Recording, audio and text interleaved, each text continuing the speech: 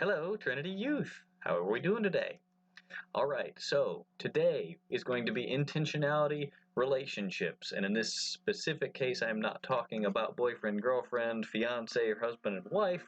I'm kind of talking about relationships just between Christians, between believers, between family, that sort of thing.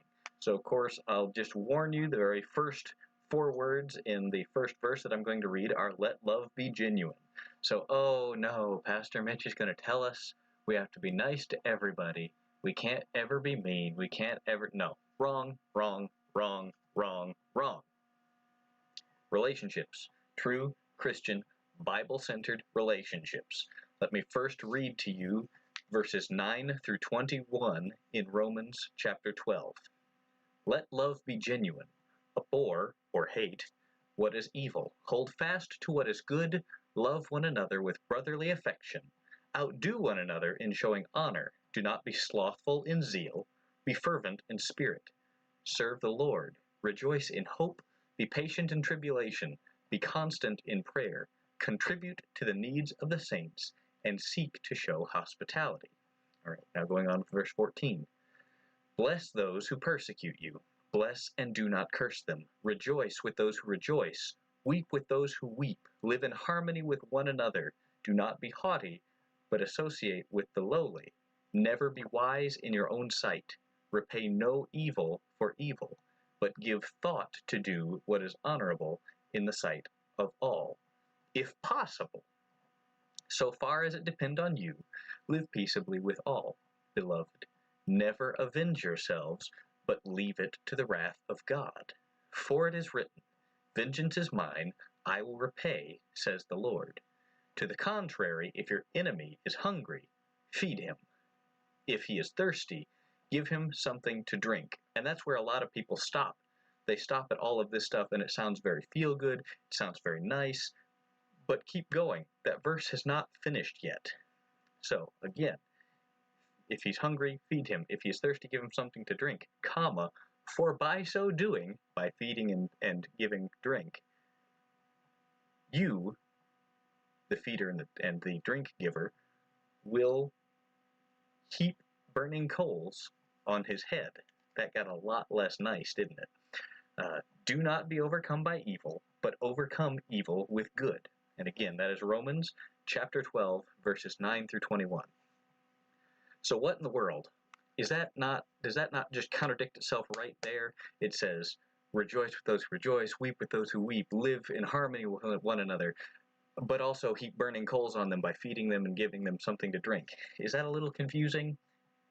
It could be, but it's not as confusing as you might think. So we start off with let love be genuine. And that doesn't mean necessarily that you're lovey-dovey. That means that your love, your care about others is true.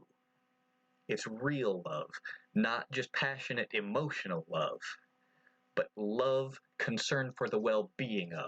I know some of you might not have families that you think are very good depictions, but God gave us families to give us a very foggy reflection of our relationship with God. So take note of it. When your parents do well, when your grandparents do well, if you see your friends' parents doing well, take note of that. That is love. They are concerned for you. They want what's best for you, even if that's not what you want right now at this moment.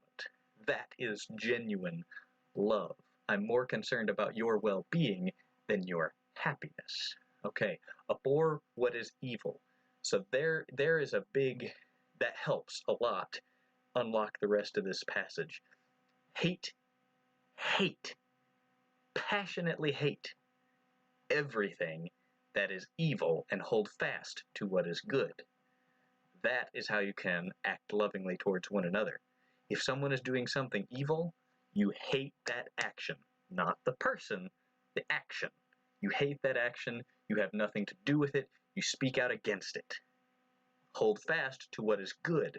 That means even if somebody that you don't like does something, if it is good, you commend them for it. And this is good by God's standards, not by ours. It is good by what is true, which is what God tells us, which is to be holy and just. Love one another with brotherly affection. Outdo one another in showing honor. So that doesn't say that you have to be mushy, affectionate. Listen, I am not coming in and kissing you on both cheeks. I might have European origins, but I'm not that European. That's not what we're talking about. We are talking about brotherly affection. Have you ever watched brothers? Even when they like each other, it really seems like they don't, right? They're competitive. They kind of make fun of each other. But go ahead, you jump in and making fun of them, and they'll probably have each other's back, won't they? Be fervent in spirit. Don't be slothful in zeal. Zeal is that passion for the things that are holy. That is those people that you take the Lord's name in vain, you do something that is not biblical, they're going to tell you about it. And that's beautiful to the Lord. That is zeal. That is being fervent in spirit. We should be zealful with each other. So, maybe I'm having a down time in my spiritual walk. Maybe, I didn't get to my prayer time today. Maybe I didn't get to my reading time today, and I'm a little spiritually beat up, and I'm being pessimistic, and I'm being ornery, and I'm not acting the way I should. My hope would be Pastor Mike might pull me aside and say, "Hey, brother, hey, Pastor Mitch, check yourself. Get it right. Do you need some time? Do you need some time to go pray? Would you like me to pray with you, brother? Because your fruit's not right." That is love. Part of that would be a kind of a mentor-mentee relationship, but also that's just pure Christian relationship. That is, I see you're having a hard time. I see you're acting out. Let's go to God. Let's figure out what's wrong and let's fix it. That is good Christian relationship. Let's jump down a little bit farther. Bless those who persecute you. Bless and do not curse them. Rejoice with those who rejoice. Weep with those who weep. Live in harmony with one another. Do not be haughty, but associate with the lowly. So that kind of comes into what James talks about in another book, in the book of James. Don't show partiality. Don't love that person because they're rich and hate that person because they're poor. But the reverse is also true. Don't hate that person because they're rich, and don't love that person just because they're poor. You go and you meet with them where they're at, and you do what needs done. Sometimes, yes, sometimes it is appropriate to weep with somebody during a sad time. Some people show sorrow in a different way, though. Some people laugh when most would find it inappropriate. You rejoice with them, too, in their weird little, I'm sad, so I'm laughing. You can laugh with them. It's okay. Try to do it away from those who are weeping in their mourning. Don't be haughty. Don't be so proud that you can't take a correction, because I promise you, true Christian relationship will involve correcting each other.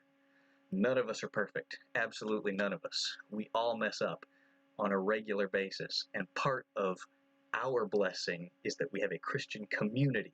We have this group of people who should love us enough, have a good enough Christian relationship with us, that they will correct us when we're wrong, and they will encourage us when we do right.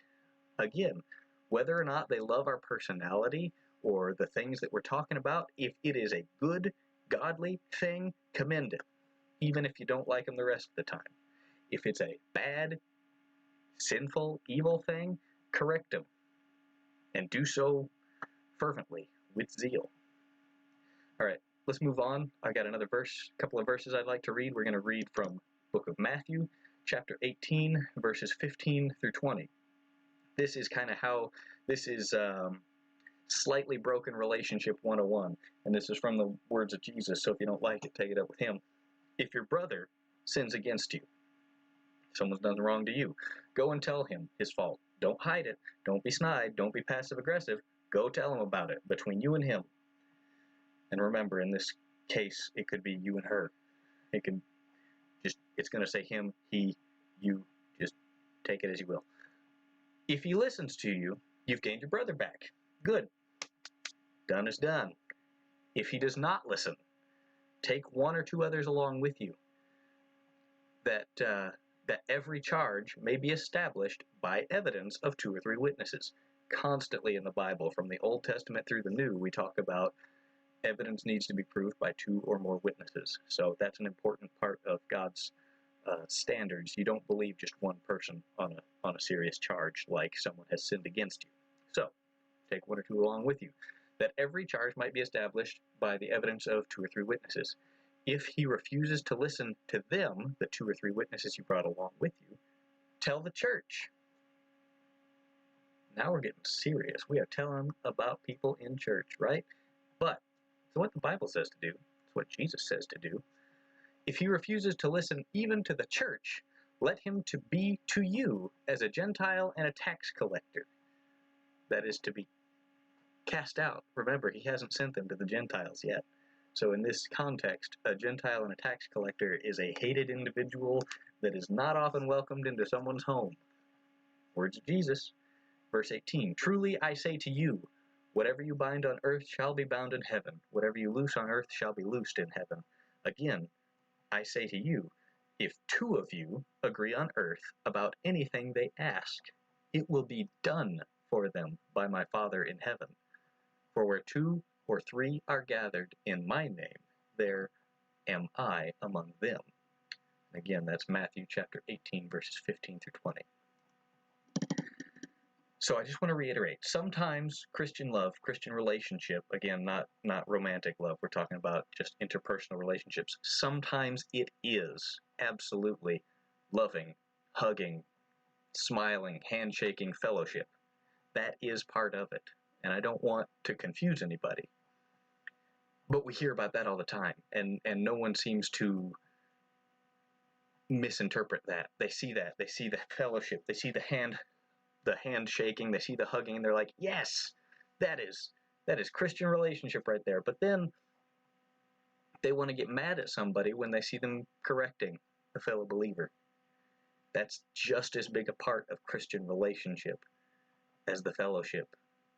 We are to make much of each other when we do well, but we are to correct each other and accept correction just as readily, because all of the parts of this body have to work together.